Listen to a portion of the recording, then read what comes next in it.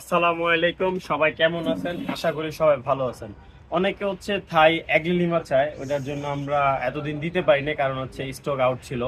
এখন আমাদের নতুন স্টক চলে আসছে, আমি দেখাই কিছু অ্যাগ্লিলিমা দেখাই। এই যে দেখেন, এটা হচ্ছে একটা থাই ভ্যারাইটি, খুব সুন্দর। হ্যাঁ, যাদের লাগবে বৃক্ষ ছায়া নার্সারির সাথে যোগাযোগ করবেন। এদিকে আসেন, দেখেন আরো আছে, অনেক আছে।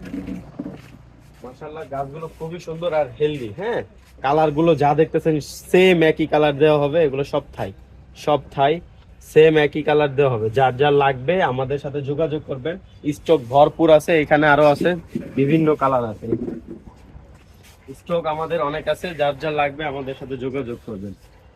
আর এই যে এগুলো যত্ন হচ্ছে, পানিটা খুব কম দিবেন। মাটির যদি এটা তো সাধারণত কোকোপিটে রাখা হয়, যদি দেখেন আপনার কোকোপিটটা ভেজা, সেক্ষেত্রে কি করতে হবে, পানি দেওয়া বন্ধ।